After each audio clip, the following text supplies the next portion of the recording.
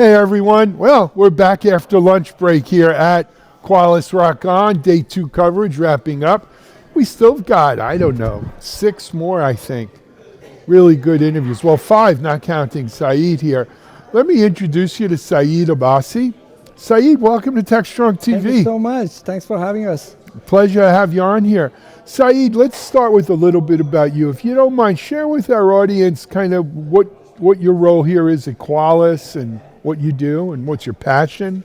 For sure, definitely. My name is Saeed Abbasi. I work with Qualys Research Unit. I'm a senior manager for security research, and I oversee our research and also work that we do for zero-day hunting, as well as building detections, cutting-edge research for finding, uncovering vulnerabilities, as well as we will help with gathering all the threat intel that is required for our customers to help them with their prioritization and things like that.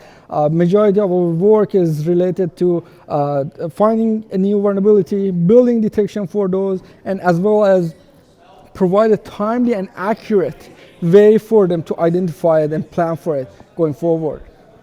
Excellent. You know, Saeed, you talk shop.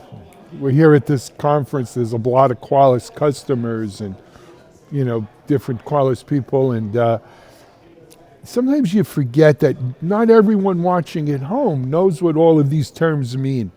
So let's take TrueConfirm for instance, right? That's a name we get, that gets batted around here. Let's start with explain for our audience, what do we mean by TrueConfirm? Perfect. TrueConfirm, first of all, the TRU at the beginning of that, it means that it came from Qualys Threat Research Unit, initiated from our team, which we already have 120 plus white hat experts that they are working with one mission to stay ahead of adversaries.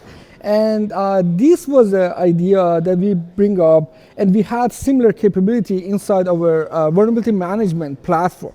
And the whole idea behind this TrueConfirm was, at some point, when there is a vulnerability that is super important to our eyes, but how can we convey that message? How can we convey that message to our customers in order to prioritize that, right? We need to provide them with the proof and the validation that, yes, this is fire, right? This is the vulnerability that they have to prioritize. And with that mindset, we take a look at how we can do that, because we want to give them the attacker's point of view. We are not going to ask them to go install this agent, go give us this option profile credential, get us approval for this or that. We want to give them something that when there is a vulnerability that is super important, critical, and weaponized in the wild, we provide them with the capability that they can run a scan, find out that if that vulnerability is exploitable or not. Then the way that it works is a feature inside ETM. And inside ETM, they can bring up all their vulnerability data. It could bring from Wiz, from Defender, you name it, or even VMDR. We populate all of these vulnerability, and we shortlist the one that we are able to apply TrueConfirm check on it. And the moment that we shortlist that, they are able to run a scan, and we mimic exactly the way that the attacker approach these vulnerabilities. The same method, but we run a safe check. By safe check, it means that the attacker's mission is to get the code executed there, download the malware, do something malicious. We are using the same approach, but we swap the content with something that is more safe and it doesn't harm the machine. All we do is we confirm that the method, the approach is exactly the same as the approach that the attacker take, but we are not harming the machine. We are not harming the production environment. All we do is we check to make sure that if that vulnerability exists in that environment or not. If you like, we can discuss a little about how we do that. That's also is an area that it could be interesting for the audience, but we can take it later. Sure.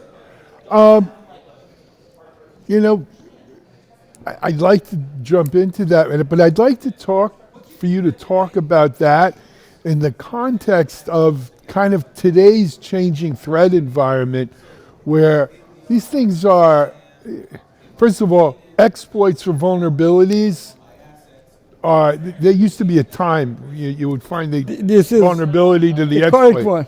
That's gotten like this. AI, just doing more, finding more vulnerabilities, using AI to attack these vulnerabilities. How does that all feature in here? Yeah, perfect. They are very aligned, right?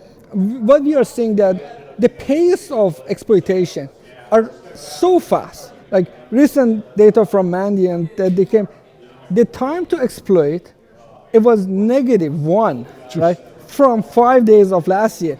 That was across 112 vulnerability.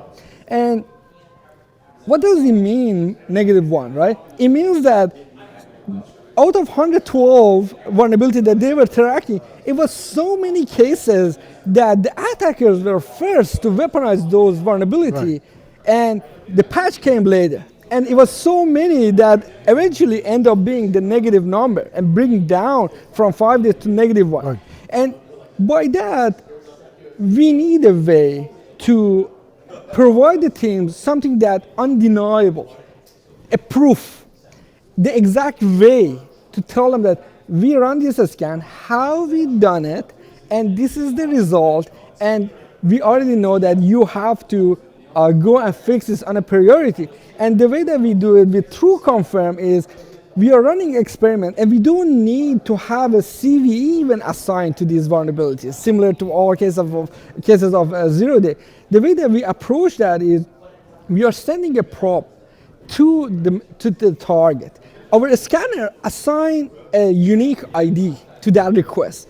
And then that request is exactly similar to an exploit, but we are asking to do a read-only action or make a external connection like a HTTP post request or a DNS check to an external service that belong to us, belong to TrueConfirm service. Right. And then once the target make that connection, the scanner from ETM start looking and communicating with that TrueConfirm service, and they say, I launch a scan, I assign this ID, the target, if it's vulnerable, should come back to you with this type of request, with this specific ID. Have you seen that?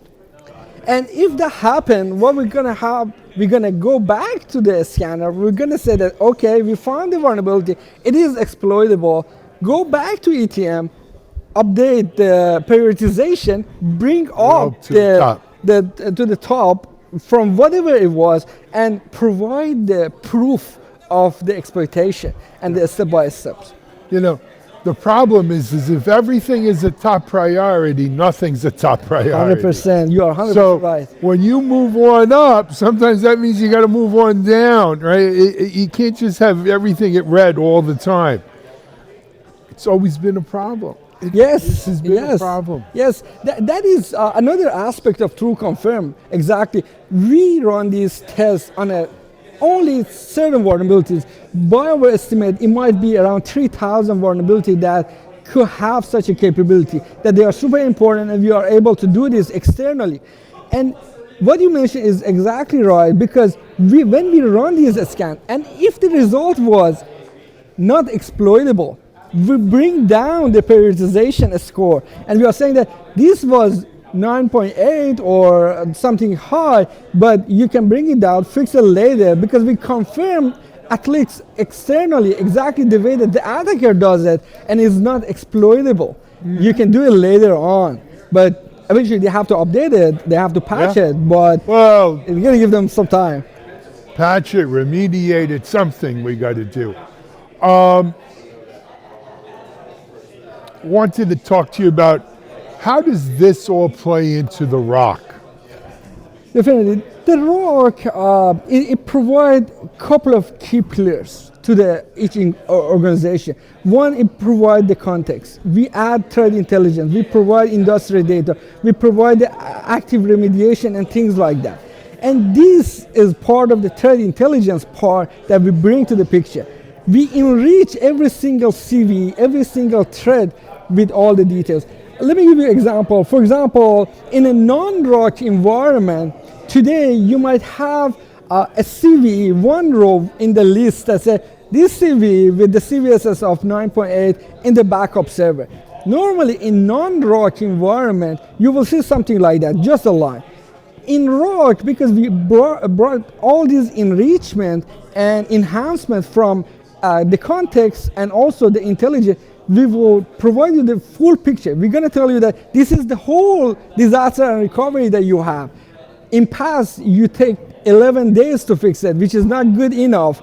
And then we're going to enrich it with the data similar to industry data. And we're going to say that you are, for example, in a manufacturing, and these couple of ransomware gang that they're abusing and building detection, building exploit for that, they're targeting your industry. And even we tie that to the dollar value, that how much pain you're gonna get if that vulnerability eventually get exploited, and we tie it to the money and business side, and all kind of enrichment like this, which are gonna be game changer, because just having the fact that this vulnerability is something that we have seen in the past, and we're gonna give you the stat that, okay, there are 10 other exact same vulnerability in the same product in CISA.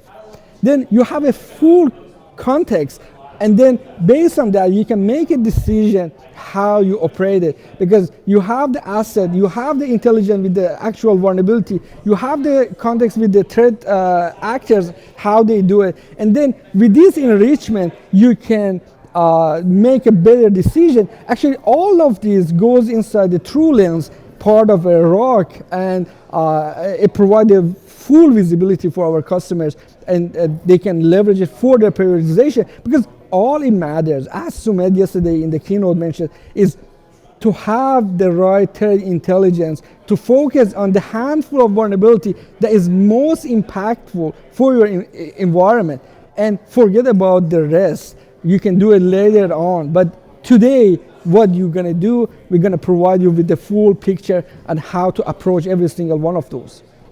I love it.